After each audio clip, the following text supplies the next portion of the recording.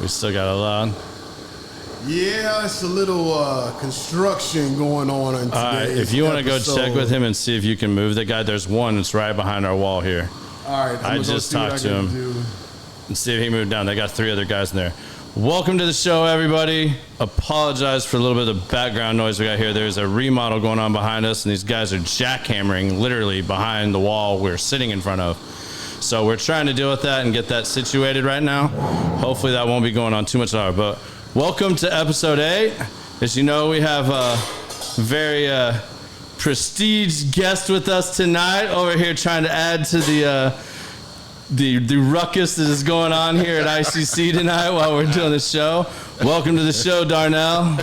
Appreciate it, man, as I'm over here hitting ashtrays and everything. But hey, man, I tried to use that as a mic stand like week 1 or 2. Really? And yeah, that magnet let loose on me. I mean, I had mics collapsing around me and everything, man. It was bad. So you imagine if a mic was on there. I mean, we had the whole boom effect going with everything on there. So no, cool. You know what, man? I'm glad to be here. Thank you for the invitation. If anybody can hear me, but before we get started, let me give a shout out to my wife, because I know she's technology not inclined, but I know she's on Facebook or whatever. She's trying to find this. So, sweetheart, take your time. It's coming. I love you, and I just wanted to give her a shout out. Yeah, no, that's awesome, man. Glad to have her on here. Nessa's an awesome person. She is. That's smart. I'll give her all the credit. I mean, I give my wife trash all the time because my wife doesn't have a YouTube account. I'm like, my own wife doesn't follow me on YouTube. That's kind of messed up. I give her a hard time all the time. At least Nessa has a little bit of an excuse, you know. Like this is probably her first time listening to a podcast, so it probably is. You're right. Yeah, so, it probably is. You know, at least you go on there. Facebook is actually the easiest one for people to find it on. Although YouTube, if you're having problems and you are on Facebook, or if Facebook decides to crap on us like it did a week or so ago at the end, you can go to YouTube at just YouTube and then put the @ Common Sense the podcast. You should find it right away now. They just released our handle this week, so there we go. So Nisa, YouTube, and then Common Sense Podcast, sweetheart. Yep, okay. Yep, we're good to go. Well, man, I'm very excited to have you on the show. This is the first one. I'm actually probably more nervous about this show than any show I've done, even though we go way back. Because, you know, this is the first show where I'm actually talking about what I do for a living and the industry that I'm in. So you're the very first industry guest on here. So, wow. You know, I'm honored. I felt that was only appropriate, as you were someone that helped me very early in my career and have been kind of a mentor to me and helped me a lot along the way, as you're very involved in the industry and have been for a long time. So I felt it was only appropriate to make sure we got you on here. I am honored. Okay, and cool. You like bourbon and cigars, so I mean, there you go. I'm all for it then. I'm in the house. I figured it wouldn't be too hard of a sell, you know, as long as I bribed him with a little bit of bourbon and, you know, some good cigars, I figured we'd be all right. No problem at all. And actually, this Zulu is nice. That's real nice. Yeah, like that. So for all you wondering, as you can see out here, I brought a few little bottles that we could try out tonight that I thought Darnell might like. Darnell is smoking the Zulu. It's one of my favorite go-to sticks that I have up here that you can get here at ICC. And then I am smoking an LFD Andalusian Bull. So throw that out there. As you can see, we've got a little bit of Russell's Reserve tonight out here. That's a single barrel over there, and then we've got a Bottled and Bond Heaven Hill, and we've got a small batch E.H. Taylor. So for those of you that are always interested in what we are drinking and smoking, that's what we have going on tonight. And the soundtrack is provided by Jackhammer. Yeah, Jackhammer is your guys' soundtrack for the night. I mean, it's kind of fitting. You guys are in the industry of construction. So as your producer, I kind of line things up to make you feel more at home. I appreciate you doing that, Biz, because it's like a running joke we have in the industry. If Darnell and I are trying to walk a job on a property, it never fails that it's landscaping day and somebody is chasing us with a leaf blower. How true. How true. That's always what's happening when we're trying to have that happen? I can't even count them on if I had my shoes off and my hands. I mean, it's all the time. Like, we just had the landscaping done yesterday. Yeah, well, here they are. This guy forgot to do his leaf blowing, I guess. So, yes, folks, we have a jackhammer, 3 of them actually behind us tonight. So I tried, but they we do have to be at a certain point before quitting time. So yeah, he looked at me with the jackhammer in a very violent manner. I know he didn't really like me. He just told me to appease me and get me out of his way, I think. And he went right back to the same spot he was at. I mean, he is literally right behind me, folks. Like, it's unbelievable. Everybody got a job, you know. I know, but when we have a project that's on a deadline, you can't get nobody there without overtime at 6:15 with a jackhammer. I mean, I have to pay these guys extra to get them to try to do this, but for whatever reason, we got some overachievers because we're doing this show tonight. But we're going to try to just get past that. Hopefully, Biz can work his magic over there and drown out some of this, but I doubt it because these mics, I mean, we're literally 2 feet from the wall, so it is what it is. It is what it is tonight, so hopefully we'll get some reprieve. Hopefully he'll get this section done quickly. Well, without further ado, let's get into some of your background. I don't want to spend a whole lot of time on that, but not everybody on this show is going to know your story. Hopefully we got a lot of our industry people on here tonight. Okay. But Kansas City, Missouri guy. Born and raised. Kansas City, Missouri. Came out of Bishop Hogan High School, just in case if anybody knows anything about Kansas City. But educated in the Midwest, Des Moines, Iowa. I went to Drake University, Drake, right? Of all places. Whoa, yeah. What you know about the Drake relays, boy, sir? Please, you don't know nothing about that. I DJ'd the Drake relays for 10 years straight. Are you serious? I'm from Omaha. I'm right around the corner. The world is too small. Are you serious? My wife is from Des Moines. Oh, man. Sorry, Terry. We'll talk later. It's all good. I'm just glad he didn't get here to meet Tyre. Now they'd be doing their Omega stuff. Like, it'd be a party in here already. We ain't even had a drink yet. Oh, yeah. We gonna talk. Just in case anybody out there is a Q, Roo, Fall 85 Tide. But, so educated in Midwest Des Moines, Iowa. Moved from there back to Kansas City. Lived in Ohio for a while, lived in upstate New York. In fact, the reason why I moved to Texas, never forget this, May 5th, 1996, it snowed in Buffalo, New York. And I'm sitting here like, nobody should see snow in the month of May. I will not live here another year.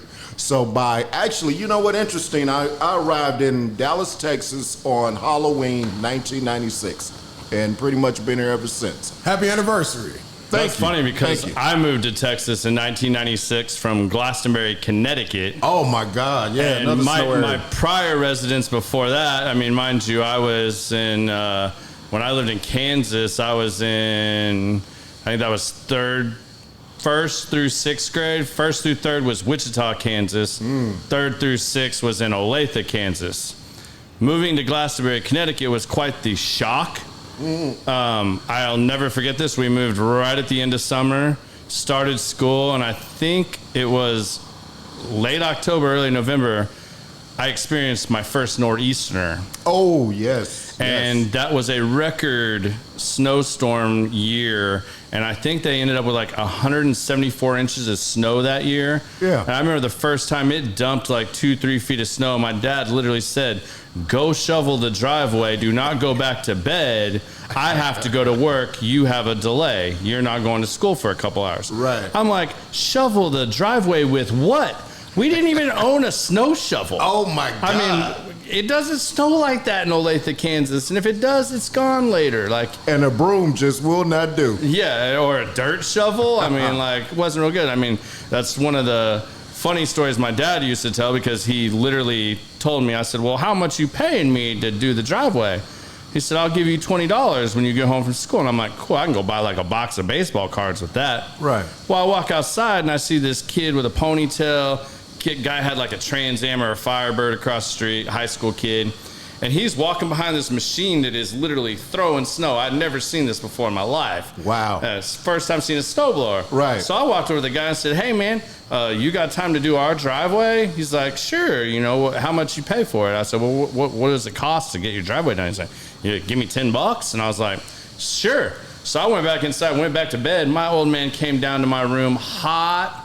I told you, I was like, hey, your driveway's done, but I need my $20. There you go. And he gave me my $20. And I said, and preferably if you got like change for that 20, I don't need to see a 20. And he's like, well, how much was it? I said, well, that's for you and the guy across the street to work out, but I need $20 split up if you don't mind. And yeah, that was my experience with snow. And that's one thing I've said, you know, Texas, I call home now because I've never lived anywhere longer in my life. Me either, yeah. And, you know, that's one thing I never have a desire to do again is shovel snow. I mean, I don't mind the winter, but like, I don't want to have to wash my car every week, get the salt and the ice. I mean, man, I'm out on all that. So I agree. What did you study at Drake? Actually, I have a degree in mass communications. Well, actually, it's in journalism and mass communications. My particular area of expertise is, believe it or not, advertising. I've never worked a day in advertising in my life. I was going to say, because when I saw that, when I was doing some of my research, even as well as I know you, I had no idea that you had a journalism degree. I have a degree in journalism. Now, I will tell you, it made sense. So I started off as a finance major until I got to math class. And then I got to math class. So, you know, in that, it was like advanced algebra or something. I did okay. I had algebra in high school. I was okay. All right, I got to something past that, and I was like, oh, no, this ain't for me. So I switched from business school into journalism school because I always enjoyed writing. Believe it or not, and you probably don't know this, I used to write poems growing up. I wrote a lot of poetry, yeah. So I said, well, you know what, I always enjoyed that, and that's how I got into journalism. So still today, I love to read. I very seldom write poems anymore. In fact, when I was courting my wife, I used to write letters and poems to her. But that's just between us. Don't tell nobody. All right, you do realize you just said this on the World Wide Web. I mean, I don't have to tell anybody, for the record. You just put that out there yourself. However, though, I got into journalism, always loved it. I loved the creative side of advertising, but as I said, just professionally, once I graduated and started getting into the business world, I was more into the retail than anything else. Okay. Yeah, my father used to write a lot of poetry. And matter of fact, I still have a lot of his books that he wrote in. I like to write, but it's more just me getting stuff out of my head, and I write, regularly for that. That's actually why I started the podcast. One of the reasons was I tried doing a blog for a little while, but to do that consistently and feel like I was putting something good out and not over-analyzing every word I put on paper and editing. I figured, I was like, man, I'm way better at just give me a microphone, and let's sit and talk. Yeah. Because I can do that way easier than like over-analyzing myself. I mean, I still say stupid stuff on here and stuff. I'm like, well, maybe that wasn't the best idea, but at least it's always just coming out clear, and in my mind, it's like a lot easier to just have that conversation versus trying to put that actually on pen and paper. But I do highly recommend that. Like, that's a habit that a lot of really successful people and a lot of people I talk about on here, they all journal to some degree or write. Like, it's a big part of what they do of staying organized and keeping stuff fresh off their mind, or being able to go to sleep at night, just to take that, download it, pen to paper. Not everything has to be on a keyboard these days, even though most of the new generations, it has to be on a keyboard. And if it's not TikTok or tweet, it doesn't make a whole lot of sense. Correct. So how did you jump? Because you've had a long storied career that is still ongoing, not to make it sound like you're done and out, but you've been in the multifamily industry for as long as I've known you, and I know you, that's pretty much been the majority of your career, unless I don't know there's maybe something before that or anything. But how did you go from your passion of writing and journalism into the multifamily world? Well, you know what? It was interesting. A friend I had in college, he always wanted to purchase single-family homes and, do some investing and selling and all of that, which, I thought was a good idea. So anyway, long story short, he moved to Atlanta and he went through and took some classes through IRM and he started his career that way. So when I moved specifically to Dallas, that was kind of my game plan. You know what? I want to kind of find out how to manage and purchase and all of those things. But anyway, long story short, once I arrived, when I was in Buffalo, New York, I took a class. In fact, it was interesting because I took a class from Buffalo all the way to NYC, New York, and that was my first chance actually going to New York. So, Midwest kid in the big city, oh man, it was wild. But anyway, so I took an IRM class there. And when I moved to Texas, I contacted IRM and said, hey, I'm trying to find a job. Well, lo and behold, they had, at the time, they still had a newsletter, which was a paper newsletter. This was 1996. Anyway, they sent that out, and John Ridgway with Lincoln, he actually called me up for an interview. And went in, interviewed with him. Well, I'm from Kansas City. Turned out he had spent some time there. So he had met Len Dawson, and we're talking about the Chiefs, and we're talking about Len Dawson. This is the only interview. I don't think he asked me anything about my experience. We spent like half an hour to an hour talking about Kansas City, and he said, okay, you know what, give me a day or two, I'm going to call you. I got the job. That's Seriously. awesome. So 13 moving to Connecticut, I was out of my element and everything like that. That summer, I was homesick real bad, and my parents decided I was old enough I could fly. They had the little flight programs where they would pretty much escort you to and from the plane in the gate and get you there. I went back to flew home to Kansas to see friends. Uh-huh. I sat next to Len Dawson on the plane. I still have a Kansas City Chiefs hat. Most people don't know that my first true fan love of sports was the Kansas City Chiefs.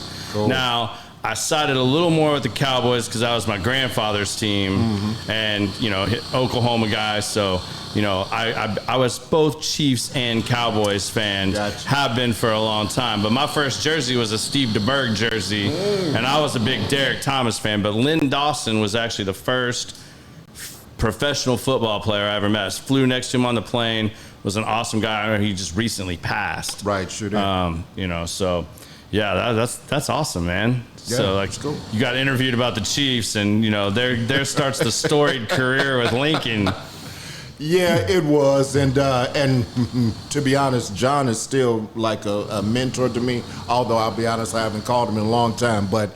Especially after I started, he was my regional manager, and whenever, either a promotion came up or I was curious about, hey, should I take these classes, whoever, he was always like the first phone call to me. But if I'm truly going to talk about mentors, and God rest his soul, but Brad Williams and probably Joyce Eldridge were the two that probably propelled me in this industry. Brad more so because you and I kind of know each other from apartment association. Yep. Brad was a person that really got me into it. And it's funny how it happened because I was in my office late one night and he got a phone call, and he and I at the time office next door to each other. Okay. And so it was common, 6 p.m., 7 p.m., he and I still in the office. So he gets a phone call from, I think, Marlene Walker, and she was like, I need somebody, for Apartment Association Tarrant County. Who you got? And so I guess he thought about it, and he said, you know what? Darnell Harris. He's smart. He dresses well, and he won't embarrass you. And I will never forget that. That's I'm pretty like, true. Out of all the things I'm hoping somebody could say about me. Now, the smart part, I'll take that. Yeah, okay, I like being smart. But I dress well and will not embarrass you. That always got me. I was like, Brad, you couldn't think of anything else? But no. You are always dressed to the tens. I mean, you always got that dapper thing going on, like 24/7. I mean, I almost pulled out one of my brims just to do the show, but I was like, how is Darnell going to come dressed to the show? Because I'm the worst about that. I mean, I am a jeans and t-shirt type guy. I mean, I like getting dressed up, but for my industry, on my side of the fence, you know, if I show up dressed like Darnell, people are going to think like they're paying this guy too much. Why is our contractor showing up here dressed to the tins? You know, I mean, I have to think about that even with what I drive. I mean, you know, maybe we should, you know, I think that's a good little transition there. Maybe we should talk about that. Maybe we should tell them the story about how you and I met. Because, I mean, that goes back about 12 years. It does. And you know what? I hate to tell you this, but I have actually forgotten. But I know it was at an industry event. So you tell this story. Yeah, I have no problem doing this. So first and foremost, when I started at Element, I was just one of my boss's estimators. Okay. And, you know, I had to transition into sales, which meant I had to get X amount of clients to, you know, move up into sales before I could let go of the estimator and train somebody to take over the estimating and I could start selling. Right. So he came to me one day, and this is a powerful thing that I've learned. And like even my wife knows, like, don't issue a challenge to me, like, because, like, You tell me I can't do something, and I'm going to jump all over that. Right. Like, okay. I'm either all in or I'm all out. There's no in between with me on stuff. So he came to me and he said, like, hey, so all the guys that sell for Element, you know, every guy, you got to have one or two really big companies, and then you got to have a handful of the smaller management companies, some direct relationship with owners, stuff like that. He's like, owner side's going to be harder. Right. You know, management side, they kind of your liaison. Right. You know, so who's going to be your number one management company? Well, at the time, you know, being 27, when I switched into the multifamily industry, the only name I knew was Lincoln. That's the only place I'd ever had an apartment was with a Lincoln apartment and whatnot. And I knew Lincoln was a big name. So, you know, like I still didn't know much. And, you know, the other guys had some of the big guys under their belt. So it wasn't like I'd go steal those guys. You know, I had to get my own. Well, I told him, I said, I'm going to get Lincoln. He laughed at me. He literally laughed at me. And he said, well, there's this guy at Lincoln named Ken Schwartz. God rest his soul. Right. We might breach on that a little more later. But he said, man, I worked at Penco before here in this company. I always try to get him with Lincoln, and that man ain't having it. He's got his guys. You can waste all the time you want trying to get Lincoln, but I would suggest you pick another client or some others to go after. I said, all right, I got you. So I was doing everything I can. I had met Megan McCaden, you know, another great industry legend that passed.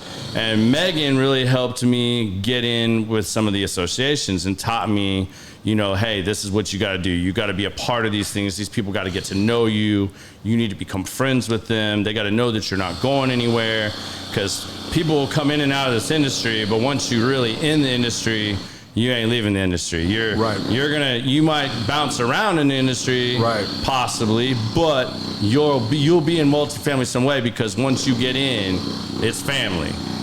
So that's true. It's actually like the mafia, and you're right. Yeah. So I mean, that's what I started doing. I was going to every committee thing I could get myself involved in. And at the time, I think you were either the upcoming president or you were the president of one of the associations. Okay. So I started talking you up, and I mean, I know I had to bother the hell out of this man. I mean, like every chance I could get to corner him, I was over there. Darnell, what's going on? Tell me something new. What do I need to be a part of? How do I? You pulled me aside and you're like, listen, you've been asking me for a year or two now, and I finally talked the man that you need to talk to into coming to what we call the business exchange. Go grab him 2 Coors Light and sit down in front of him, and that's your shot, man. Like, that's all I can do to help you for right now. Like, that's who you got to talk to. So he sent me over to Ken Schwartz. And man, you talk about someone that was not happy to be where he was. I don't know what you had to do to get him to go to that and sit there, but that had to cost you. No, you know what? I will tell you that. Now that is an interesting story because anybody that knows Ken, he's actually an old Army guy, and Ken is out of Pennsylvania. So Ken is straight to the point. You know, now to be honest, you can joke and have fun, but not at work. Ken is serious about his work. So it's interesting you bring that up. That was the only time I got him to come to a business exchange. That was the only time. It's the only time I ever saw him at any event like that. Now, here's the interesting thing. In order to get him there, I had to promise him that he would never be without a beer. Okay? So that's where you told me to make sure I brought That's 2 beers. why I told you. So it's very interesting you followed my instructions. Now, I'm going to tell you, if I told you that, I had to like you because I gave you the keys to the kingdom. Yeah. I did. I truly did. Now, and it's interesting because after that, I know Ken. What Ken would do is if you were a new vendor, he would give you something small at first because Ken's whole thing was, can I trust you and do you follow directions? Yeah. So I know just over the years, you ended up getting a lot of LPC business. That means Ken actually trusted you. So it turned out good. I mean, I still remember exactly what he said to me. I gave him my little sales pitch, and he said, you know, the only thing you said that I really can stand by is that your boss worked at Penco. I did some work with Penco, and I like those Penco guys. I have my 3 guys that I use, but when one of them mess up, and that's true, and you get the opportunity, I'm gonna give you something small, and we'll see how you do. That's good. And he did, and he honored his word. And actually, it's funny. The same day, through an odd acquaintance, Sheila Palmer called me and Ken Schwartz called me in the same day. Wow. And I met with Sheila Palmer actually first, and it was to do interior turns, which we didn't really do. Yeah. You know, we try to stay away from that because it's not our forte. Right. I mean, we'll do it if it works out right. That game's kind of changed for us. But at the time, I was like, whatever I got to do, you know, like, sure. And that next morning, I had a meeting with Ken because the guys on the same property, ironically, had messed up on the exterior rehab. And he wanted me out there to see if I could come and make it work for him. And we ended up meeting him. I'll never forget, you know, he told me, you know, one of the things I loved about Ken, and I wish there were more people like that in our industry, the greatest thing about Ken was everything was black and white. There was no gray area. And Ken told me, if I ever tell you to do something and it's wrong, I'll fall on that sword. Now, if some other manager, maintenance guy, or whomever tells you to do something different than what I told you, and you do it without running by me first, or you go renegade and try to be a hero and just do something other than what I told you, you're eating the crow and you're falling on the sword. And that's Ken. Yeah. And he stuck by that till the day he retired. And he actually was madder than hell at me when I got my first big job with Lincoln. Because you know what? It happened when he was on vacation. Oh, wow. So he had been giving me a couple of little things. I happened to know he was on vacation, and I had been getting to know Jay Parmalee, you know, better. All right. Well, a fire broke out at the time, literally at one of y'all's properties. It was like 2 miles from our office. Yeah. And it was one of Ken's properties. Okay. I called Jay and said, hey, I know Ken's out of town. This is 2 miles from my office. I have stuff in the warehouse. I can have guys on site in 5 minutes. Yeah. He said, all right, I'm calling off the dogs. This is yours. You better not let me down here. Like, you got to roll with this because Ken's out of town, and it's you, me, and Lenny that are going to ride or die on this. Right. And that's where it all started. And I remember when he called me coming back, and me and my boss were coming back from like San Antonio from one of our TAAs. And I had a conversation with Ken. My boss actually chewed me out after I hung up the phone for not having any manners and not calling him sir. And I said, you know what? You come walk this fire with us when we get back because we got to meet him next Monday. You call him sir.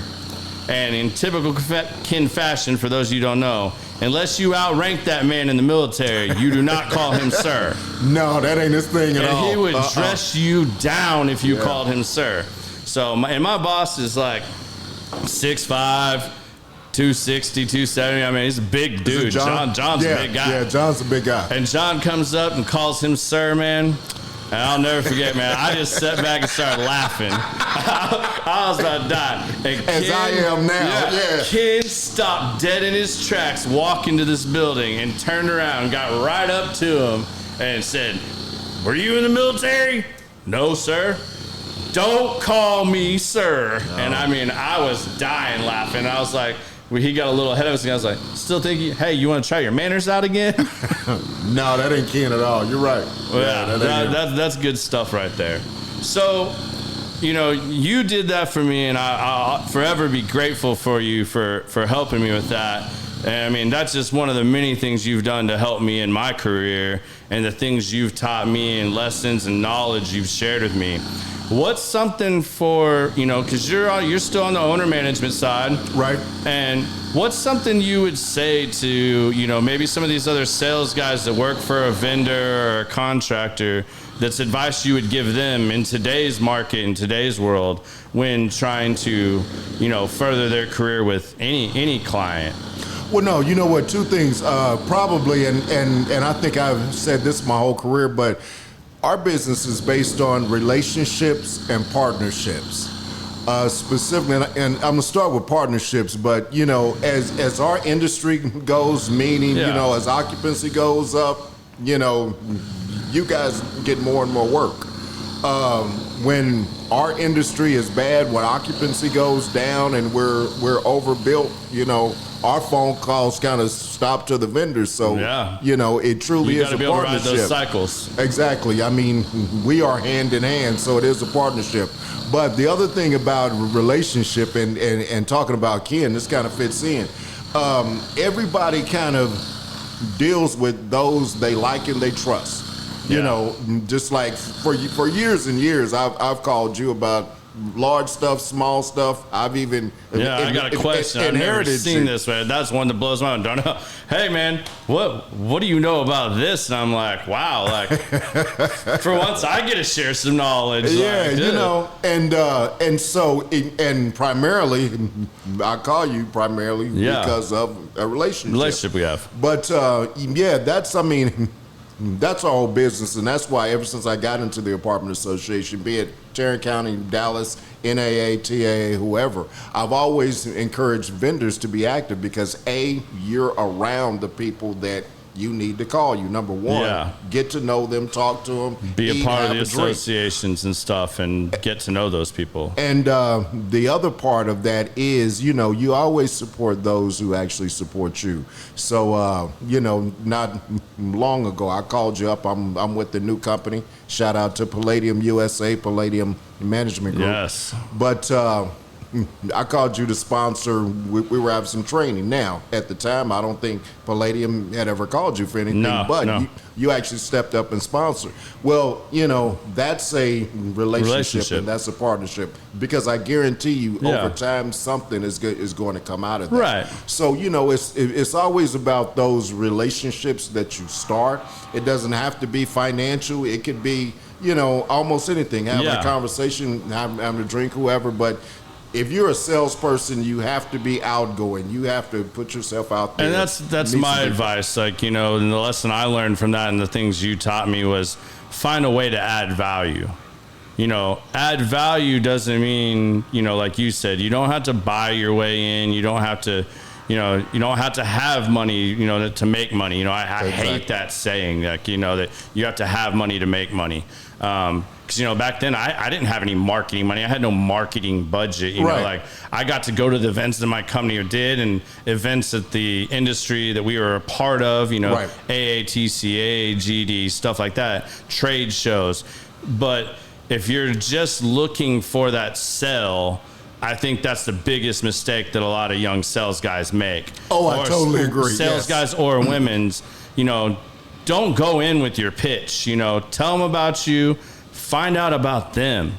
That's why the Business Exchange is like my favorite event, because it's a reverse trade show. You guys are set there and held captive, and we get to come up and talk to you. You don't have to go up there and try to sell them or ask them what work you can do for them or what you can do for them. That's my biggest thing I try to avoid. Yeah. I ask them, is there something you need? Is there a need of yours that I could help you with? Even if it's not something we do, maybe I know somebody that could help you solve a problem. You know, like I just did one at the last one where the manager and the regional had no idea they got hit up with the ownership lenders wanting them to go in and do all the high water efficiency stuff on the apartments. They'd never been asked to do that. Right. She didn't even know what that meant to like make the whole place water efficient. I was like, okay, I got you. We have a plumber. We can do that for you. I'll get you a bid on that. And I had expected like, how far do you want to take this? But again, how can you add value? Like you can participate and not add any value. Like you can go show up and, just show up and think that that's enough. No, you need to go forge relationships and partnerships with these people. And the only way you're going to do that is to become their friend and not just treat them like a client.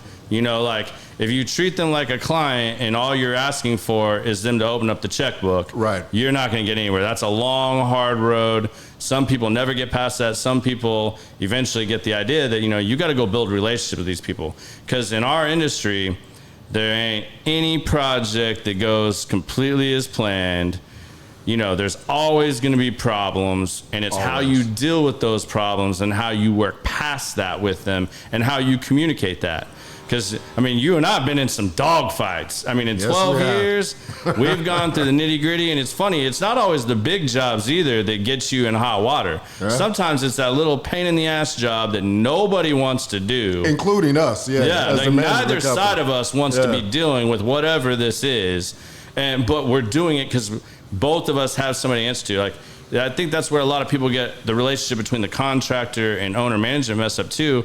And it can be on both sides of that fence is really we're both working for the same person. Right. We're a team. Right. We are working for that owner or ownership group. Right. So if I do something wrong or I look bad, it makes you look bad. Right. And vice versa. Right. So either one of us could technically throw the other one under the bus or make the other one look bad. Or we could both work together and make each other come out, even in a bad situation, still, preserving that integrity and making both of us look good and doing our job and what's expected of both of us. Very true. And I'll tell you something else about sales, because I tell leasing consultants this all the time. And the more I work actually in this industry and I buy anything, it's more and more true. Nobody buys a product. Seriously. If somebody is looking for an apartment, everybody has the same box. If I'm in an A-grade apartment, I want, and I'm in downtown Dallas, well, the high-rise here and the high-rise across the street, if you go inside, they got the same thing. It may be a different square footage, but the box is the same. Yeah. People buy personalities. Honestly. People buy personalities. So if you're somebody I connect with, I want to deal with, if you're somebody I want to be around, people will tend to buy from you. I have seen, anywhere from managers to regionals to executives, I have seen all of them buy terrible products, but they bought them from people they like to be around. Honestly, so, anybody who's in sales, if you have a personality that people can connect with and they feel like they can trust you, they will buy your product. If you're the quietest person and your only answer to questions is yes and no, you probably are not going to sell very much. You're not going to sell very much. But honestly, people buy personalities. They really do. Okay. I think that's a good transition to something I wanted to bring up with you, because this is something I've struggled with. I know you and I have talked about this a little bit, even, the last time you and I spent some time together. And I'll be interested to see what advice you have on this and what direction you'll go with this. But managing your time, you're not only, you got friends, you got family. Mm-hmm. I know you're very connected with your family. Uh-huh. You got your job.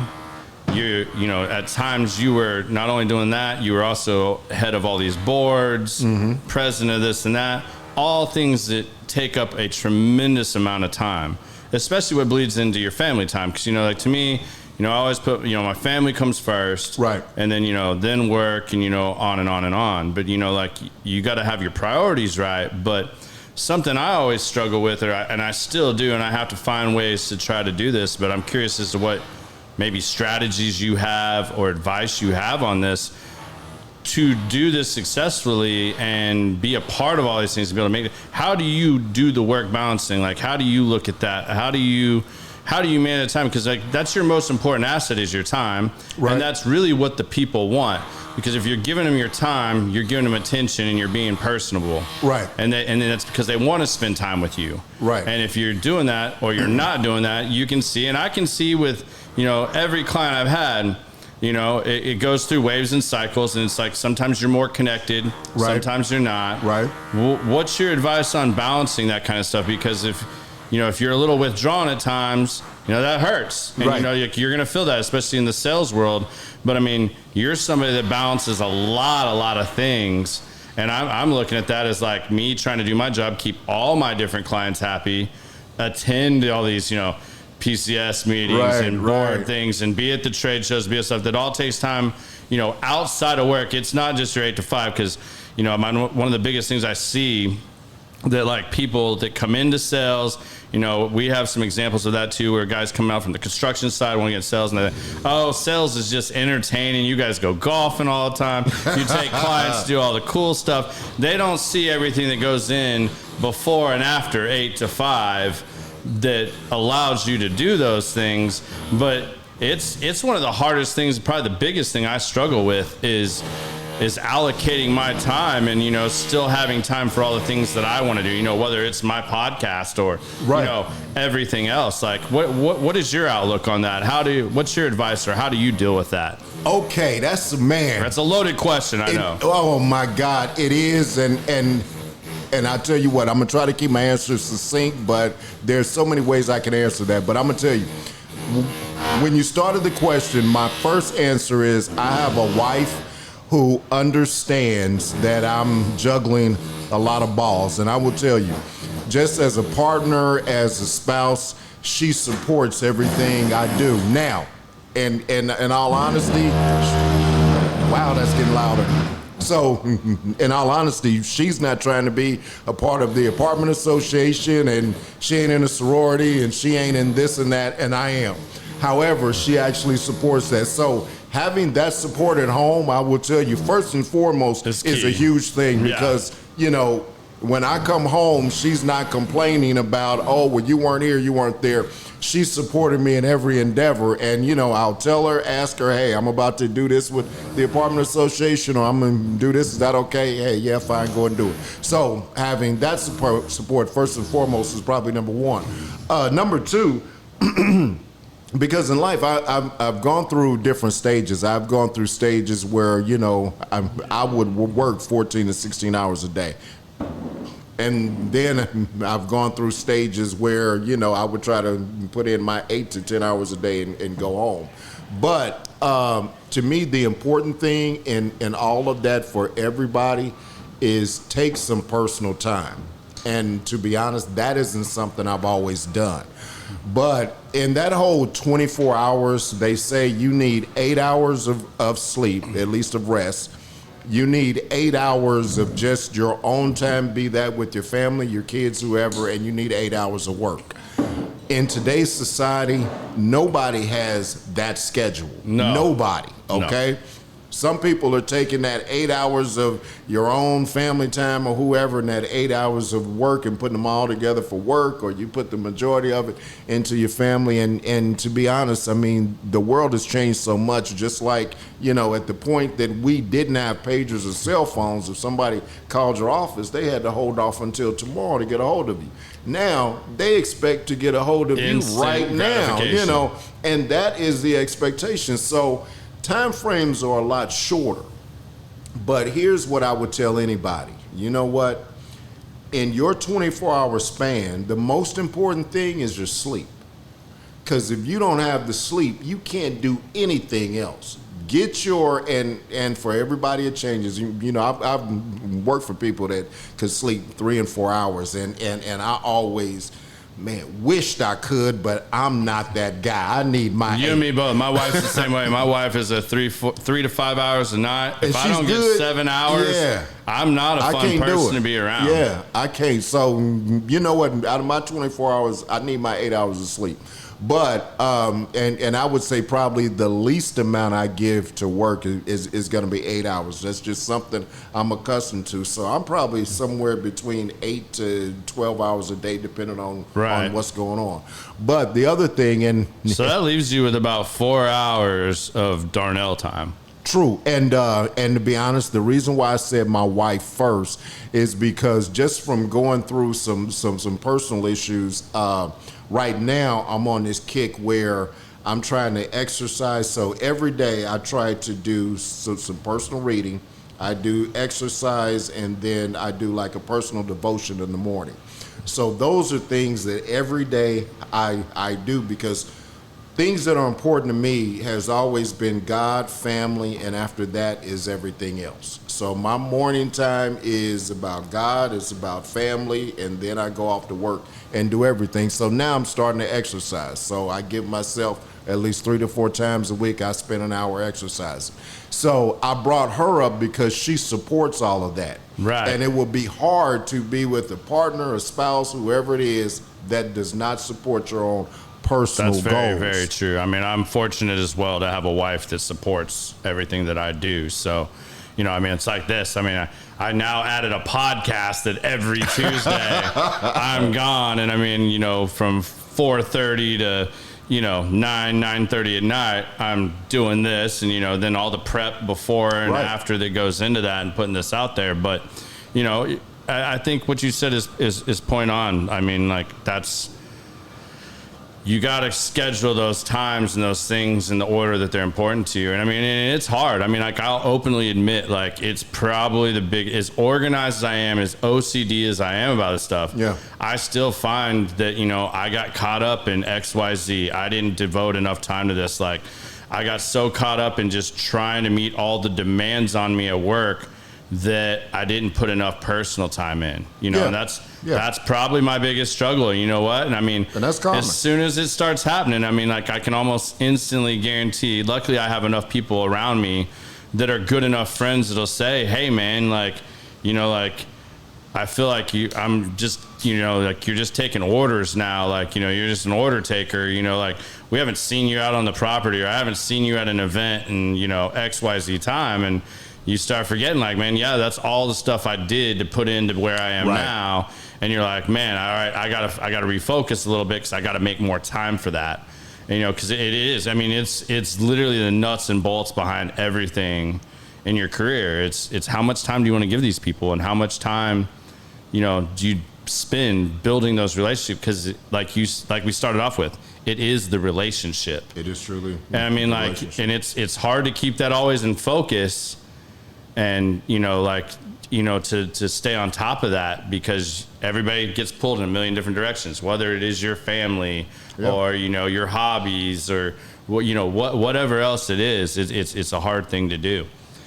And actually, to be honest, even if you have priorities, understand that everybody else in your life does not have the same priorities. You know, so the job is going to infringe upon the personal time sometime. The family is going to infringe upon the job sometimes, you know, but you're the person that actually says, hey, I can't, I got to stop here. I can give you an hour, and I can't. And I'll be honest, probably for everybody, that's the hard thing to do. You know, it's hard to tell the job, because they're paying you that hey, I can stay till 6, I can't till 8, or you tell the wife, well, you know what, I can't be there, I got an obligation. But, you know, you have to be the person to actually draw the line of what it is you can and can't do. And for most people, that's hard to do. But sometimes you got to say no. And sometimes saying, I can't take this job on right now, I've got too much on my plate. You know, I got heavily criticized for that early on in my sales career, but, you know, I've told other sales guys, and I've told my bosses, you know, at times, like, here's all the information. If you've got time and you can give them the amount of time they need to this and to deal with this, here's all the stuff you need. There you go. The relationship's here, but, you know, you can't always do that. You got to pick and choose sometimes, and, you know, everybody's emergency is their emergency right then and there. Exactly. You know, like, it's their number one priority. It might not be yours, and you might already be putting out 3 fires, but you got to either find time for that 4th fire or find a way to perform triage and still help them with that fire to where they don't feel like you're just not paying them the attention, you know, and dealing with that. True that. So you touched on mentors, and we've talked about this a little bit, and I think that's important. I think everybody needs some good mentors in their life. Who have been, I mean, I know you mentioned Brad. I forget the other one you said. Joyce Eldridge.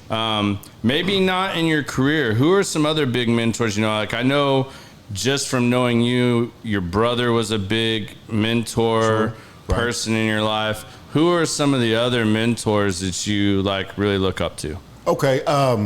Well, you know what? Other than Brad and Joyce, I'm gonna say, and you actually know her. You mentioned her earlier, Sheila Palmer. Sheila Palmer is the sister that I was not born with. Me and Sheila can fight like cats and dogs, and we honestly have. But I love her to death. And to be honest, I love her because I know her heart. Her heart is always to help a person, to build them up. But I say that because right now I am the director of compliance for Palladium. Well, I learned compliance from Sheila. Sheila basically developed LPC's compliance program, platform, and department. So, you know, I have to thank her because I wouldn't be, you know, where I am without Sheila Palmer. So she was a big influence in my life. And it was interesting because when that first happened, I wasn't aware of it, but as life has actually gone on, I mean, I owe a lot to her. As far as my development in the industry, Joyce Eldridge and Brad Williams, simply because they allowed me to expand, and wherever I wanted to be educated or whatever I wanted to do, I mean, they always supported that.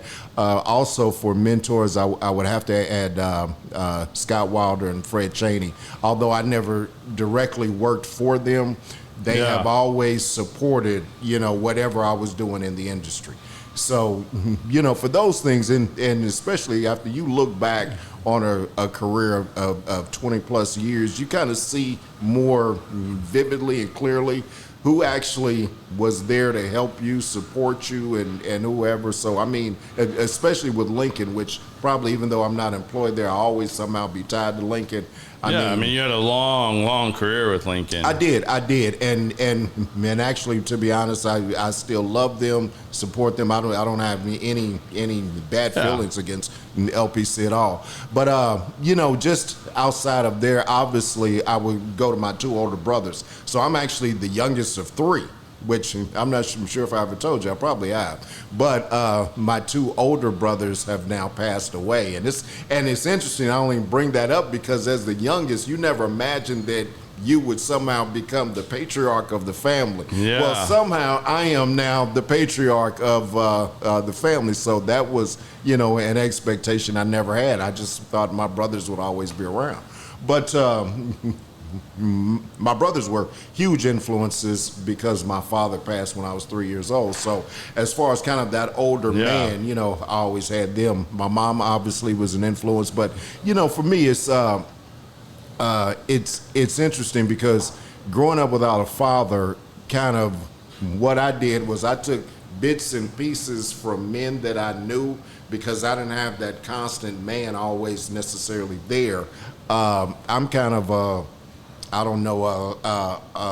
microcosm of different men that I've known in my life. Well, you know, I want to say this too. I don't think it just has to be men. And one of my favorite posts you ever posted, I don't remember how long ago this was, but it's always stuck with me. And even though, because I lost my father when I was 24. You told me that. And you know, and I have a younger brother, and I have an older half brother that's like 11 years older than me that I just met like about 4 or 5 years ago. Mm-hmm. Now my younger brothers, we're 2.5 years apart. But when my dad passed, it was a hard balance to take on different roles. You know, at times, do I need to be brother right now? Yeah. Or do I need to give some kind of like fatherly advice? Even though I'm like 24 years old. Yeah. Trying to figure out, you know, and I don't have kids either. So like that makes it even harder, I think. But, you know, tell a 21-year-old advice like a father, and you're 24 and you're his big brother. I mean, man, that's put me in some rough spots at times. Right. I mean, luckily we have a wonderful relationship, and I love my little brother to death. I mean, both my brothers, but my little brother, you know, like that put us in some odd situations. But you made a post, and maybe this will lead to further discussion on this, maybe not, but. And I'm gonna mess this up, so maybe you'll have to rephrase me. Okay. You made a post about, do you think it takes a woman, or does it take a man to raise a man? As a father of, you know, my children, do you know, something along those lines, man? And like, I was always thinking about it, I was like, wow, man, you know, like I had never really thought about that. And then I remember the story of you telling me that your dad had passed when you were 3, and that, you know, your mom. And I know how close you are with, you know, even your extended family. I mean, you're always doing stuff and posting stuff with your family. So, like, what does that mean? I mean, what does that post mean to you? Maybe there's a mentor or something else other than just your mom. Maybe it's just your mom that you want to talk about that, like, because that rang something with me when you said that, because I was just like, man, that's so true. And I mean, like, you hear all these people that, you know, I don't want to call it an excuse, but maybe your dad wasn't around, you know, or whatever. You know, my dad traveled Monday through Friday, but was always home Friday through Sunday on the weekends when I was younger. He was still a very big part of my life, one of my best friends. Yeah. But I don't think you always have to have that. And, you know, my mom probably deserves more credit than anybody, because she was the one, you know, taking us to baseball games, soccer games, football games, basketball games, me and my brother, and making all that work. So what does that mean to you, or what inspired you to put that out there? Because I saw too, I remember the post, like you had a ton of comments on that. Yes, I did on that. People went off on that. Like, I mean, that rang a bell with, you know, not just me, obviously, like a lot of people when you said that. Well, I'm gonna tell you. Okay, so to preface this, I grew up obviously under a single mom, and it was 3 of us. Okay, the post was, in essence, asking, does it take a man to raise a boy from boyhood to a man, or is that something a woman can do? That's always been a controversial question. Now, the controversy, and I would just state kind of why I was asking the question. Even growing up under a woman when I was young, I always said it takes a man to raise a boy. A boy can't be a man until he's held one's hand, meaning you've got to have a man in your life in order to teach you how to be a man. Okay. Now, in my 50s, I know the ignorance of that statement, because in making that statement in my youth, I was denying the influence my mother had on me. Because seriously, okay, up until 3 years, I had a father, which I have very few memories or anything of my head of me and my father, because I was only 3. So, you know, after that, everything was under my mom. Well, you know, my mom grew up in Arkansas, grew up in cotton fields, so I mean, she wasn't easy. We never lacked for whooping or instruction, you know, or anything. You got the guidance. She raised 3 boys to be men, and you know, I mean, for I guess all intents and purposes, we were. So I was asking the question because you always hear about, especially in the African American community, and to be honest, it's in every community, so it really ain't just an African American thing, but you always hear about single mothers, and you know, they have kids.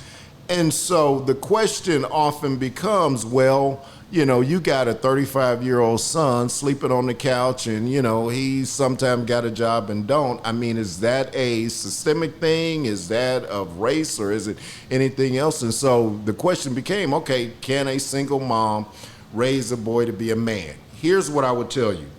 Obviously, in my experience, yes. Does a boy need a male influence to be a man? I would even say yes. However, a woman can raise a boy to be a man. Now, is he going to be 100% complete? No, because he's going to have questions that she cannot answer. And believe me, it even happened to me. I had older brothers, or I had men that I trusted, and I'll be honest, I didn't have a lot of men I trusted to ask questions, but, you know, it was some. I had uncles and, you know, people in the family. But do I believe it's possible? Yes. Yes, a single mom can raise a boy to be a man. You think it's the exception, though?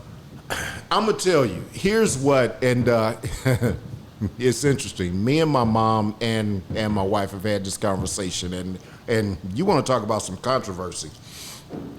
When a boy gets a wife, that mother, there's a relationship between a mother and her son.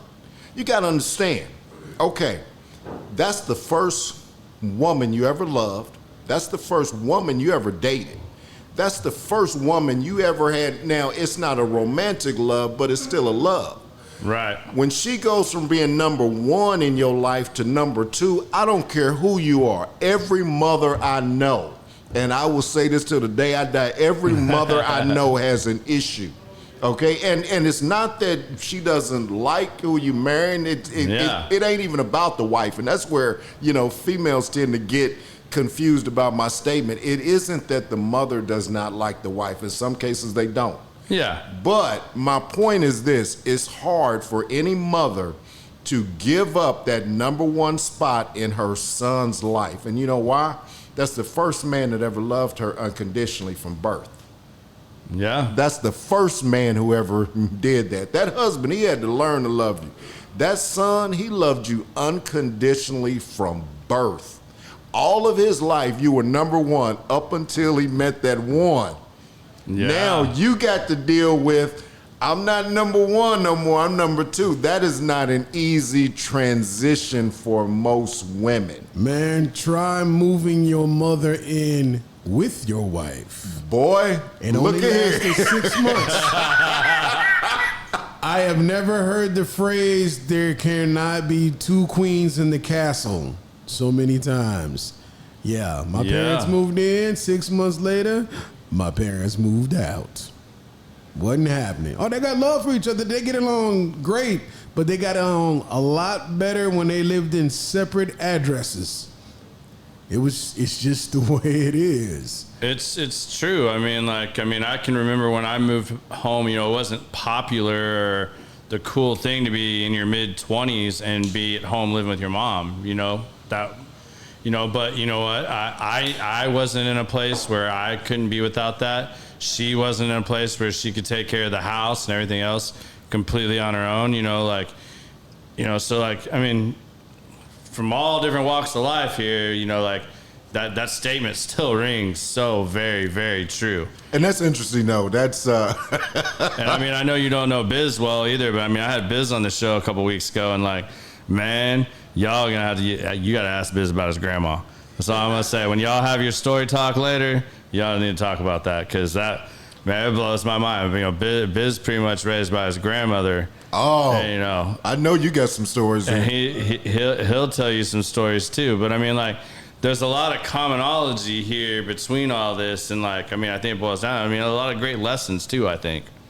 Well, I hope so. And I'm gonna tell you, it's interesting. I'm on your podcast, because if I ever had to do one, and this ain't a topic I'm gonna get into, but seriously, the topic I want to do a podcast on, it is a passion. I want to do it, but I had to think of who I'd have the conversation with. I want to do a podcast just about people being honest about race. I really do. And I want people to just be totally honest about it. How you feel, what you think. We ain't going to argue. I can handle it. And seriously, so I'm going to trip you out. I would have this podcast. I would seriously want to have a Klansman on there. And just tell me, how did you come to that? How do you feel about it? And I don't want to argue. I just want to have a conversation. Because I just think, not just America, but in the whole world, I think everybody needs to admit some truths that are deep down in their heart that they don't want to tell everybody. Yeah. And the other thing is, and I'll just tell you this, throughout my life, I've met some people that were just grossly out there prejudiced. But they always knew somebody of the race they couldn't stand that was all right. Yeah.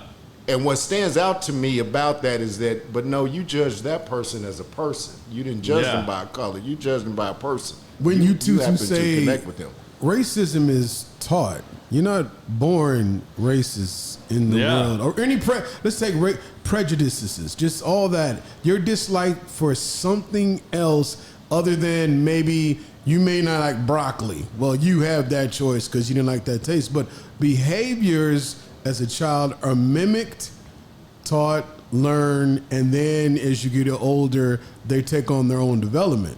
So that would be an interesting conversation because most people that are racist or whatever, they're following the beliefs of something that they were shown or taught, and then, of course, taking it to whatever level that it had to be taught at a level that it was ingrained in them. Like, exactly. I would be more than happy if I knew enough people to make that podcast happen.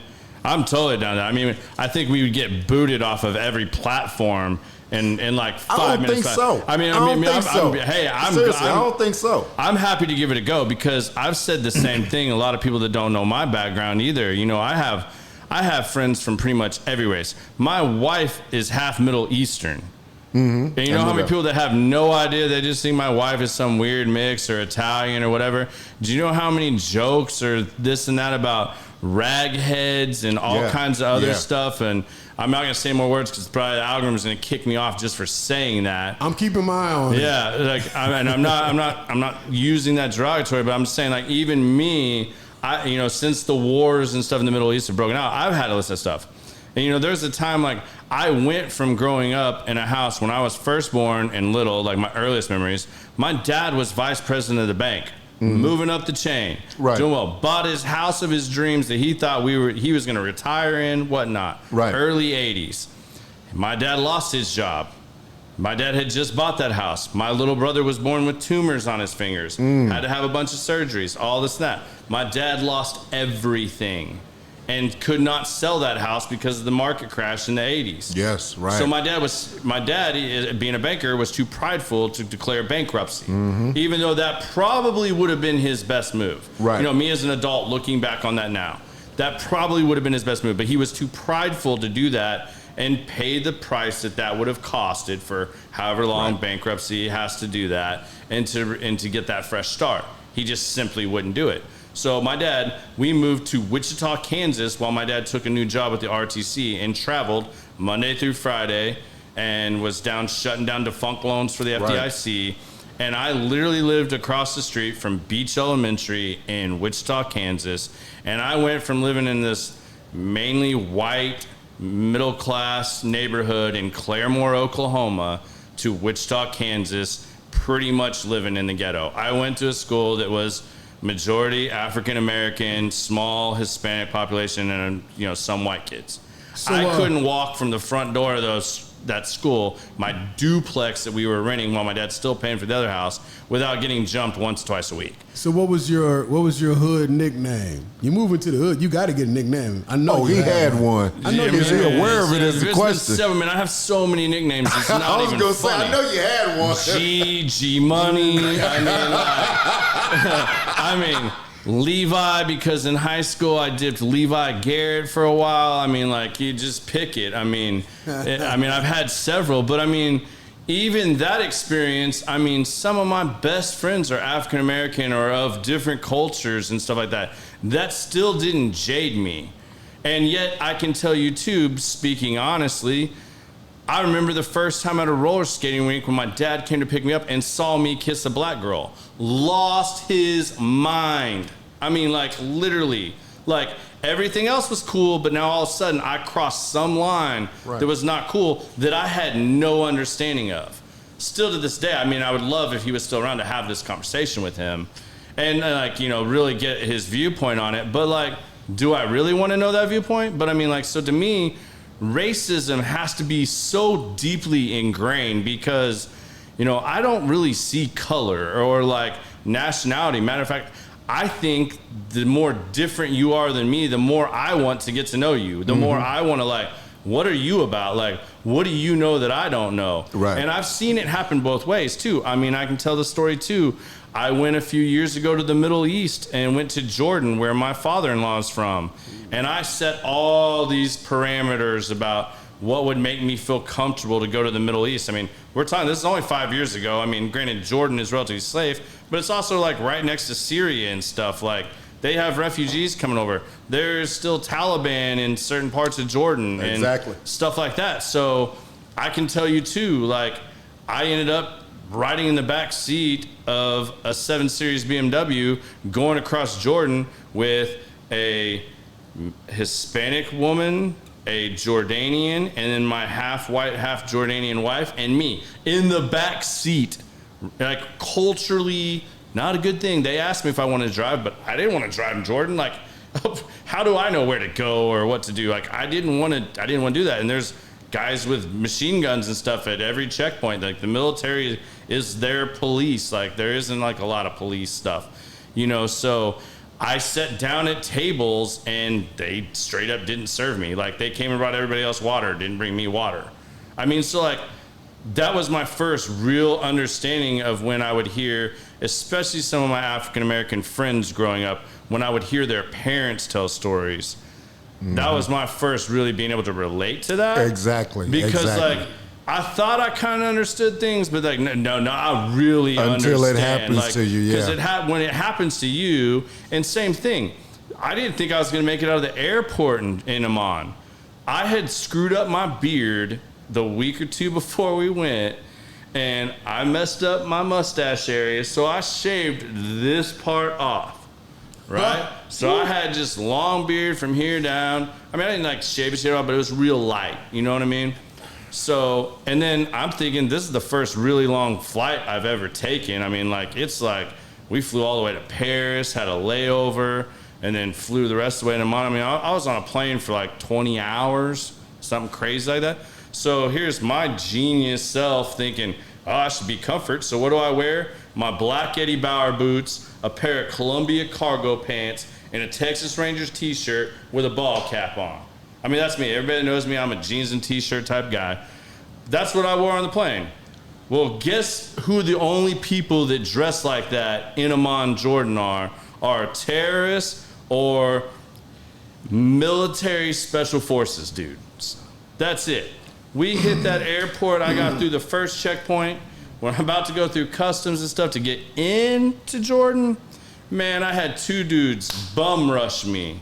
My father-in-law and wife just walking on like it's no big deal. Here, these guys are yelling at me in Arabic. I have no idea what they're saying, and they're giving me the business. The only things that I got out of it is, what's your rank? What military branch are you in? Why are you here? And as short of that, that's about all the English those guys had. Then their boss guy comes over. At this point, I am yelling at my father-in-law, and like, they finally come back, and he has a talk with them, and they let me go. I'm so nervous by the time we had bought 2 Johnny Walkers for her uncle, you know, to give to him. I'm going down the escalator afterwards, and I'm shaking so bad I dropped it, and like one of the bottles broke. So I had to like go get another bottle of Johnny Walker in the airport. Okay, so I got a question. Yeah, go. How did you feel being that uncomfortable in a country where you felt like you were not wanted? Man, it was extremely uncomfortable. And you know what? I didn't feel it all the time. There was times that I felt like 100% normal. It was cool. People were cool. People were very welcoming. People wanted to share. So that's kind of more where I go with this is, there are racists and bigots in every single culture there is. And I think the world today wants to put so many people into a box, and everybody has to fit in one box or the other. And I think that's the biggest problem. And there's this other problem of like, you and I can't have anymore a difference of opinion or disagree about something. If we do, it's supposed to get escalated and turn into this big drama and ordeal. Whereas, you know, like, let's just say you and I have been friends for 12 years. Mm-hmm. If I knew you and I didn't agree on religion, okay, cool. I'm just not going to bring up religion and talk to you about religion. And we're still friends. And we're still cool. all right. We're just good. Gotcha. But once one of those disagreements happens in today's society, it's like the fight that can't be one-on-one. It's like the gang fight now. Like, everybody wants to, you know, like, it's 3-on-1 or whatever. You're put into another box, or it's another situation where you no longer can agree to disagree. You're supposed to have some kind of hate for this other person. Right. Or you can't just agree to disagree, or be like, okay, I don't agree with you, Darnell. Like, I see it this way. If we can't get past that, then cool, we just won't talk about that anymore. You know, because we have all these other things in common, and we're still been good friends. So, like, why would I still stay on the hop? Like, I don't think people move past these things. They want to have some, quick little hit on, some social injustice, or they want to do anything, and nobody wants to take the step back and truly see something from the other side. 9 times out of 10, like, you can just say that it's like one people like in one ear out the other ear. Oh yeah, man, I hear you. Did you really? Do you really hear me? Like, do you really want to know why I feel this way about whatever said topic is? Right. No, most people just want to go on and say, okay, we disagree, but yet they don't want to just go on. Now they're going to hold that against you, or hold that strong opinion against you, instead of trying to understand why you feel the way you do. Exactly. And there's some things, especially when it comes to race or religion and politics, that like, even though you can't agree, like, you don't really truly want to understand, or people are incapable of having a conversation to the point of, okay, I really truly want to understand why you feel this way, and to have that conversation without it turning extremely hostile. And that's why I was saying earlier, that if I had a podcast, my dream podcast, that's why I would do it. Now, you and I could very easily have a conversation, and you are correct. Your personality and mine mesh because we like to learn. Yeah. Okay? We're sponges. I want information. Some people, and believe me, it probably ain't even the majority of society, they want to be right. Yeah. The way I feel is how I feel. So you know what? As long as you're telling me I'm right, I'm good. They can't if you tell me I'm wrong, I cut you off. I'm done. I'm no longer hearing you. But I'm going to tell you, the best thing to fight against race that ever happened in the United States was the integration of schools. And it was because innocent children started going to school together. They didn't care anything about you being brown other than what they were taught at home. Right. And so at home said, okay, don't be around them, don't play with them. But over time, guess what? They became friends. Then they started to have relationships. Then they started to marry. We would have never had interracial marriages in America if we had have never integrated schools. It would not have happened. Yeah. But once they integrated schools, people stopped worrying and seeing color because they saw a white girl, a Hispanic girl, saw a black girl that, she just cool. I mean, regardless, she cool. I like her, so I'm hang out with her. Yeah. I never forget. In kindergarten, never forget this girl's name. Where she is today, I have no idea. But it was a girl in my kindergarten class. I believe she was Hispanic, if I'm mistaken. But however, she had a black father, but I don't think that was her biological father. Her name was Brenda Harris. Oh, my God. I had the biggest crush on Brenda Harris. I got Brenda Harris's phone number, and, we talk on the phone. But this was the interesting thing. It wasn't even my family who had a problem, which I don't even know if I ever told them or not. But it was everybody in school who kept telling me, you cannot like Brenda Harris. And I'm like, but hold on, she has a black father. Even in my head, the first thing I'm going to is to justify it. Well, if her father's black, it must be okay. You can't, like her. So to me, it's interesting. And as Biz was saying earlier, yes, I think a lot of it is ingrained and you're taught, and, the things that are important to your parents and grandparents, and it comes over. But as you live longer, I'm telling you, if I'm a black man and I've always hated white people or Jewish people or whoever, you want to put in that box. But then I say, but you know what? Garrett's okay. Well, I'm not saying that because you're white. I'm saying that because I've connected. Yeah. My point is that enough people in this world just ain't connected. Right. And you know what? You may have the same feelings I have. You may have the same feelings against black people that I have against white people. But until we have that conversation, you may never know. And I ain't even trying to change everybody's mind. Okay, let me just say that ain't my point, necessarily to change everybody's mind. Right. But I want to understand where it came from, because if you understand where your feelings and your emotions, especially about race, came from, then that will open your mind to changing. Because most people, when you just bring it up, ain't gonna change their mind. They want to be right.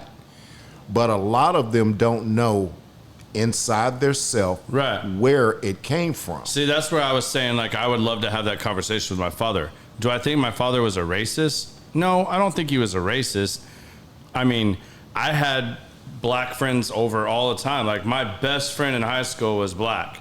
And, like, there was never any issues. He never said anything to me. He had never had a problem with any of that growing up. But that one time that I kissed a black girl at a roller skating rink, I mean, that was an issue. He fell apart. Yeah. So, like, I would love to understand why that bothered him so much, but yet everything else is cool. Like, where does that come from? Just because that wasn't allowed when you grew up in small town Ohio? Like, I mean, I don't know. I mean, I really don't know the answer to that, because I've had just got in the car and looked him in his eye and said, "Yes, it does taste like chocolate."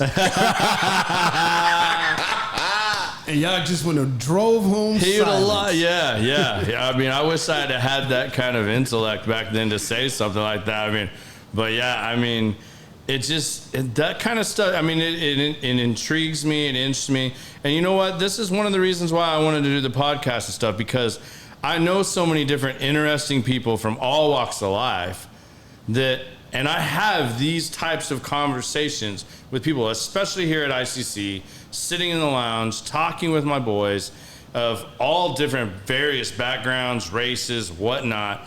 And, like, we talk about things like this all the time. Like, but yet, for some reason, it's only okay to talk about it here. Or, like, you know, like, it's only, but I mean, but that speaks out to what kind of culture and family place the Frakes have created here at ICC, where people actually feel comfortable doing that, because we have a lot of these conversations. Yeah. And you know what? I mean, I think it's good. I mean, I think that's where a lot of this starts, is by having conversation and people learning to be able to understand others, truly see the other point, not say you are hearing them, right, or say you're seeing their point of view. Because, like, as many stories as I could tell you about feeling like I was bullied or picked on, whether it was in the uppity white neighborhood I lived in Connecticut, or it was the, you know, all black neighborhood I pretty much lived in Wichita, Kansas, or any other place in between there. Like, I thought I understood racism. Man, I felt racism, you know, in some of those instances. Right. I still, the experience in Jordan, the two at the restaurants, like, I'll still, like, my father-in-law, literally, the night dinner that he was at when that happened, like, he literally was like, "Are you not going to serve my son-in-law?" And, like, this is ridiculous. We've been waiting on someone's service. They literally weren't serving the whole table because I was there. Yeah. At this, like, high-end restaurant in Amman. And he was like, "No, this is it. I'm done with this shit. This is bullshit. We're leaving." And you know what? Like, I was like, okay, it's a different level of understanding, but how do you, I mean, this would be another part of that conversation. How do you make people experience that? How do you get people to really understand that? Because even if I really wanted to hear you, if I didn't have some of these experiences growing up with, and say I was racist and I was this guy, white guy sitting over here, and, like, maybe I had some deep down whatever, how do you have a conversation, or how do you move conversations to the point that that person hears you or wants to understand you or can understand you to that depth without having experienced that on their own? Because it's like raising a child. I feel like I go back to this to, like, and I don't have kids, so, like, that's weird to say, but, like, even dealing with my little brother and stuff like that, you know, there was certain things I remember, like, when my dad would tell me this, I'm like, "Man, you're crazy." Yeah, whatever. I know what you mean. Like, you know, I had to experience it on my own. He could warn me and tell me all he wanted that I shouldn't do X, Y, Z. But until I did it, you know, touch the hot stove, whatever, and learned on my own that I can do that. So I don't know where racism discussion has to go to have that kind of effect, or how you get that effect of touching the hot stove and being like, okay, now I get it. Now I understand it. Like, because you either have to experience it yourself, or you truly want to hear somebody and you have that kind of connection with that person to really be able to feel them and hear them on that. Okay. You only could understand it And hear what I'm saying. You only could understand it because you traveled outside the United States. Mm-hmm. If you had never traveled outside the United States, you would never understand somebody telling you the story. You experienced it. But I thought I did. I can tell you after going to these places I live, I thought I did. I know. You thought you did. Thought I did. But you didn't really experience it until you got over to Jordan and they showed you. Yeah. Now, here's what I'm going to tell you. As an Anglo-Saxon male in the United States, you are the only person who does not have an amendment to the Constitution to give you any rights. The Constitution gave you rights off the bat. You had the right to vote, to own land. You had the right for everything. Me and Biz got ours in the 14th Amendment. All right. Females got theirs 1920, so theirs is one of them other amendments. A white male is the only person in America who, from 1776, you had all your rights. All right. They got to kill the Constitution to take yours. All Congress has to do is have a vote to take ours. My point in that is this: most white men will never understand prejudice because if you stay in the United States, you will never experience it. It just ain't gonna happen. So to you, that's not reality, and it's not reality because it will never happen to you. You will never have that experience. Right. Now, because you went to Jordan, you went outside the country, you had it, and it's not good. But you at least know, okay, that must be how I feel. And that's why I asked you earlier, how did that feel? Yeah. Now, I'm going to tell you, I have been out to lunch. Actually, Sheila and I were out to lunch. And I'm glancing around, and people are staring at us, and it was this older Caucasian man that kept glancing over like, So everybody assumed it was a date. No, it's two colleagues out having lunch. And so I said, Sheila, have you actually, checked out everybody staring at us? She just said, no, it's fine. No, play him off. No, we're fine. She didn't pick up on it at all. She was oblivious to it. Bruh, Biz, I'm feeling these eyes, you know what I'm saying? I'm not comfortable eating because I'm like, why is everybody staring at us? So the point in that is this: if you've never actually experienced it or been in that uncomfortable position, everybody else tripping. Everybody else, you know what? You got something going on. That's all in your head. You tripping. No, I'm Let me ask you a question. Were they mostly older? No, it was older. It was primarily, the people who were staying in this particular instance were primarily older, yes. Older. Yeah. And I say that because, like, my kids, I don't think, especially I have a 14 and an 8-year-old.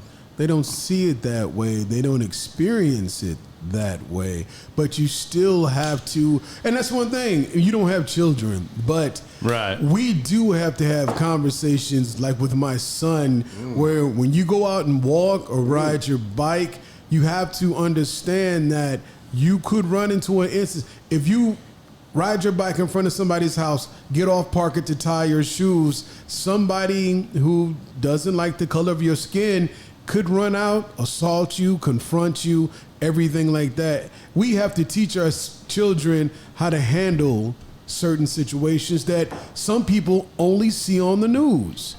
My wife, literally, as we speak, that's why you see me texting, she just went to meet my son in Amarillo, Texas. And she's driving back right now by herself. Y'all don't think I'm not on pins and needles over here right now?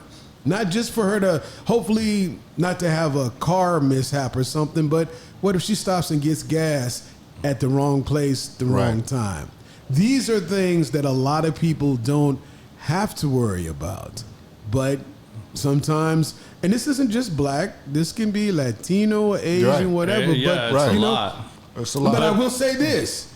What if you are a white male and you break down or stop in Southside Chicago? Then how uneasy would you feel? Or is there really anything to worry about? You know, I feel uneasy in Southside Chicago, and I used to go there every summer.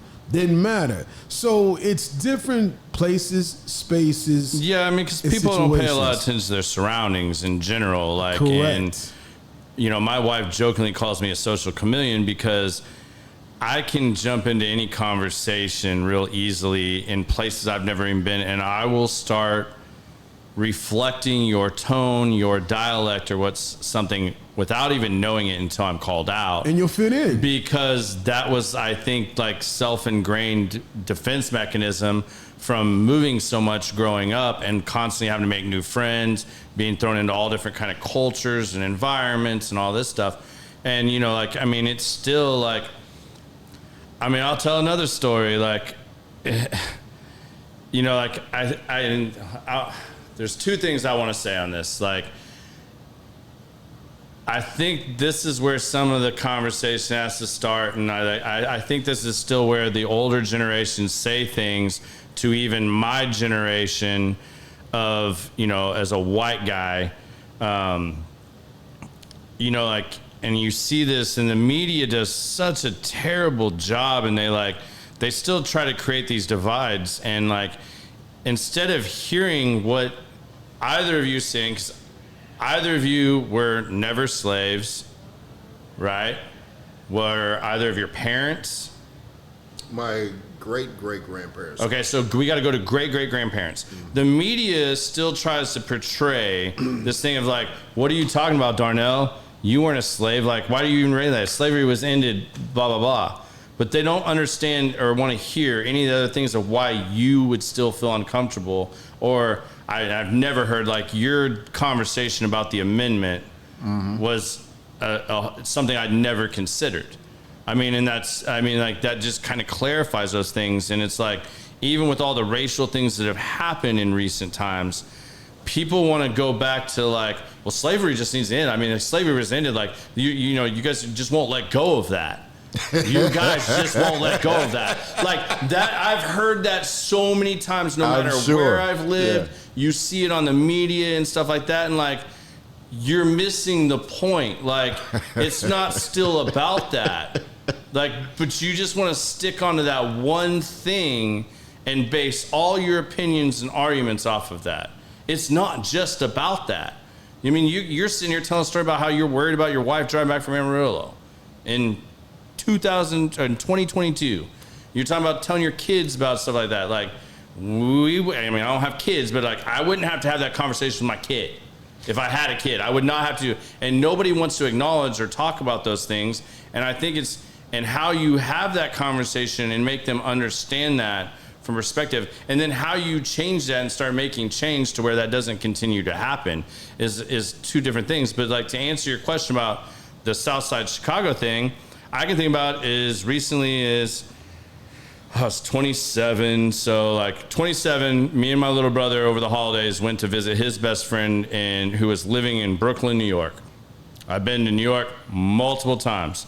Never stayed in Brooklyn, over in Harlem. We all went out partying. This is like the second or third night there. So I'm 27, my brother's 24, 25. We're not far. We're 2 blocks from Jackie Robinson Park, for anybody that wants a reference. We went out drinking in Manhattan. We got hammered. My brother and his best friend got blackout drunk.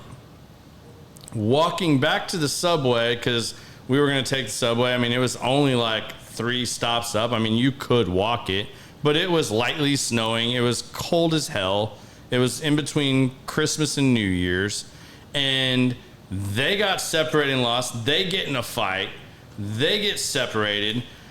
I'm sitting outside the stoop. I find my way back to his apartment. I'm sitting outside on the stoop, and I can't. Their cell phones are dead. Mine's close to dying. Like, we have no communication. It's now like 3:00 in the morning, and we're trying to get there. So, you know, you end up in this place where, long story short, my brother ends up getting lost around Jackie Robinson Park in Harlem, in that area, all night long at 3, 4 o'clock in the morning. I don't end up finding him till like 7 in the morning, to the point like I'm calling police stations, hospitals, checking on him. I finally see his buddy walking down with just his pants on, no shirt, walking down the middle of the main road in front of his apartment. He's blackout drunk, still can't really complete a sentence. Get him upstairs, and I'm trying to think about how am I going to tell my mom I lost my little brother in Harlem? Yeah, exactly. And I had this little old lady that told me, like, son, at like 3:30 in the morning, she's like, you need to go somewhere. You should not be out here. And I'm like, well, I lost my little brother, and this is the last place I told him I would be, and I'm going to stay here till I find him. And we literally were walking in like a 4-block radius of each other, and we were just crossing there all night long. My brother did the smartest thing I know, like a survival thing, because he knows from like this. He went and bought a pack of menthol cigarettes, bought a 6-pack of beer, and he walked around with it. Someone came up to him or was feeling weird, he offered him a cigarette, offered him a beer. And you know what? I mean, like, I don't know if that was just awareness of his surroundings or whatnot, but like, you know, so yeah, I felt uncomfortable, but yet at the same time, I wasn't so uncomfortable that I wasn't going to like try to deal with the situation I was in. I mean, like, you can be uncomfortable just about anywhere. I mean, but I think a lot of that is situational awareness and people not jumping to conclusions. I mean, but we could have conversations about this for hours. I think we're gonna have to do another show at one point, and like, I am totally down to have your podcast and do that. We can set that up. We'll have you and I will have further discussion about that over drinks, and let's do it, man. Like, I'm down for that. Cool. All right. Well, we're hitting our time marker now, unfortunately. We could do this for hours. So there's something we do on every show, Darnell. What's that? So my show is called Common Sense, the podcast. Right. So we can talk about whatever, you know. We do imply that you have to have some common sense, but, you know, and that can go a lot of different directions too. But something we ask every guest, this can be about anything you want to talk about. This could be something you feel like should be common sense. It could be something you feel like you just want to get off your chest, feel like something off a platform you have here to say. But we ask everybody to give us their 2 cents about, you know, whatever it is they want to say. Well, the first thing I'm going to say is common sense ain't common to everybody. No. But when I grew up, and as I said earlier, my mother's from small town in Arkansas. She didn't call it common sense. She called it mother wit, okay, which I bet others have probably heard of. And in essence, what mother wit meant was some things are just inherent to a mother or to a female. And so I've always believed, and I believe in it strongly. I believe strongly in female intuition. I really do. If my wife, my mother, my grandmother, my aunt, cousin, niece, any female, you know, in my life tells me I got a feeling about something, I trust that, because seriously, they just have an inherent nature, you know, natural thing, God-given thing that they have that men just do not have. When the hairs stand up on their neck, I pay attention to that. So, you know, to me, that's all a part of common sense. Some things you don't have to believe. Sometimes when they tell you that stove is hot, that damn thing actually hot. You know what? Now, as you said earlier, as a child, yeah, I might put my hand on that stove, but now in my 50s, you know what? If you tell me that stove is hot, I'm probably going to believe, because I've been burned too many times. Right. All right, well, I'm going to run this over a couple minutes because I have one other thing I want to ask you. Yeah. Because this is a question I wanted to put in here, and I think just knowing you, I feel like you're going to have something really good to say about this, and this is short and sweet, as long as I quit rambling. You have children. We've talked a lot about that tonight in a lot of different scenarios. If you had one piece of advice you could leave your children with right now, it's the last piece of advice you would give them, what would that advice be? Decide who you are as early as possible in life. Decide what you want to do and go for that as early as possible in life. Don't have a fallback. Don't have a what if. Decide who you are. Decide what you want to do. Spend your time and energy on that. Hell yeah. I knew that was worth asking you. People, thank you for joining us again. I'm really sorry about all the jackhammering earlier. Hopefully you guys were still able to hear us and got the good content, because there was a lot of really good content early on. Thank you for joining us. We'll be back again next week. Same time, same place. If you guys are interested, we are starting to look for some show sponsors. You want to sponsor an episode, sponsor your company, however you want to do it. We are doing that. Reach out to me. You can direct message me. We also got our new YouTube handle. You now can easily find us on YouTube. All you have to do is put @Common Sense the podcast, and you should be able to find that a lot easier. We appreciate the subscriptions, the likes, the comments, the feedback. Feel free to message us. If there's other topics you guys want to see us talk about, things you like, didn't like, cool, give it to me. Let me hear it. I want to hear it because we're going to have more guests like this on. We're going to have Darnell back again, hopefully sometime soon. We'll continue these conversations. Hope you guys are enjoying this and getting some knowledge and insightful information out of this and things you can use and apply in your own life. Thank you for joining us. And Darnell, my man, thank you, Always. brother. I appreciate it. Y'all have a great one.